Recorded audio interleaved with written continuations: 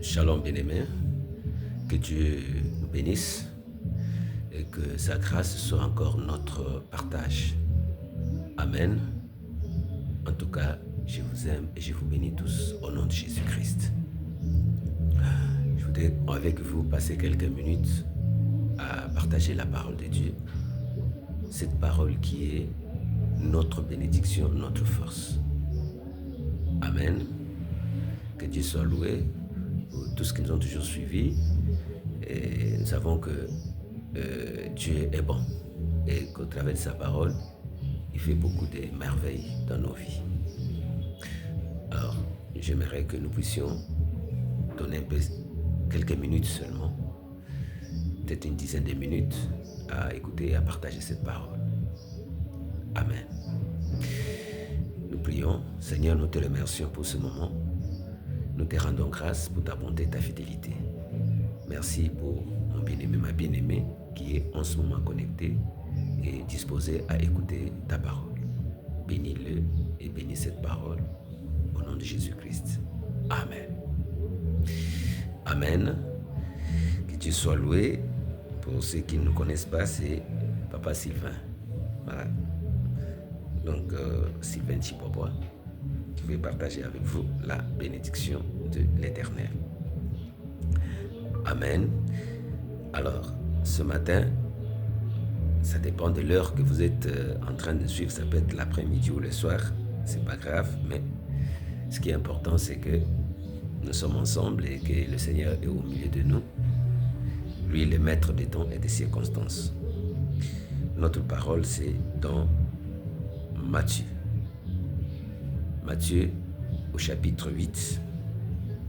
Nous allons prendre quelques deux versets, mais qui pourront être complétés aussi par d'autres. Je lis au nom de Jésus-Christ.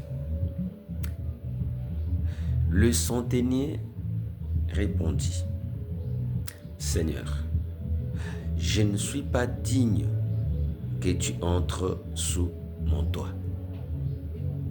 Mais dis seulement un mot et mon serviteur sera guéri. Car moi qui suis soumis à des supérieurs, j'ai des soldats sous mes ordres. Et je dis à l'un, va, et il va. Et à mon serviteur, fais, et à l'autre, viens, et il vient. Et à mon serviteur, fais ceci, et il le fait. Amen. Un peu plus bas, le verset 13, que vous pourrez lire vous-même aussi. Vous pourrez lire toute la partie du premier verset jusqu'au verset 13, mais je tire juste le verset 13 pour compléter. Il dit, « Puis Jésus dit au centenier, « Va, qu'il te soit fait selon ta foi. » Amen. Et à l'heure même, le serviteur fut guéri. Alléluia. Oui, bien-aimés, pour ceux qui lisent la Bible, les familiers de la parole, je crois qu'ils doivent déjà connaître cette histoire. Il s'agit du centenier qui était allé trouver Jésus. Le centenier, c'était un officier dans l'armée romaine. C'était quand même un haut gradé et qui n'a pas regardé à son niveau,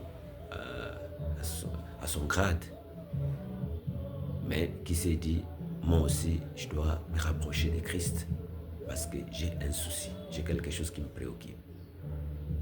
Bien-aimés, quel que soit notre niveau, quel que soit ce que nous sommes, nous avons besoin de Jésus-Christ. Et vous savez, personne ne peut dire qu'il n'a pas de problème. Quel que soit son niveau, c'est nous les hommes qui pensons que voilà, celui-là, parce qu'il est haut gradé et qu'on sort, il a beaucoup d'argent ou il est de niveau élevé, lui n'a pas de problème. Bien au contraire, tout homme a ses problèmes. Et il a toujours là où il est limité. Et là, nous, on est au bout, on ne sait que faire. Il n'y a que Jésus. Et c'est Jésus qui est illimité, c'est Jésus qui a tous les pouvoirs et qui peut répondre à toutes les difficultés, toutes les situations, toutes les questions. Le centenier avait un souci. Son serviteur était gravement malade. Un serviteur auquel il était vraiment attaché, sûrement qui lui rendait des bons services. Mais tombé malade, certainement que l'officier s'est battu avec les médecins pour pouvoir le guérir. Mais ça n'a pas marché. Vous voyez, il avait l'argent, il avait le souci de son serviteur, mais il était limité. C'est là où nous disons toujours, donc selon que la Bible le dit bien sûr, il faut se confier en l'Éternel. Maudit l'homme qui se confie en l'homme, mais heureux l'homme qui se confie en l'Éternel. Te confies en l'homme, mais sache que l'homme a des limites. Il peut bien vouloir, mais il est limité. Vous voyez, le serviteur était aimé de son maître, mais son maître était incapable de résoudre son problème. Heureusement que Jésus était dans la ville. Et le centenier s'est dit, je dois aussi aller vers Jésus, poser mon problème. Bien-aimé, viens à Jésus-Christ. Viens poser ton problème à Jésus. Tu auras la solution. Il ne faut pas rester là. Peut-être tu dis, ah ben on va voir que moi là, je pars comment à mon niveau. Non, non, non, non. Devant Dieu, il n'y a pas de niveau. Quel que soit ton niveau. Il est le créateur, il est le maître de tout. Et quand le centenier est venu, il a posé son problème.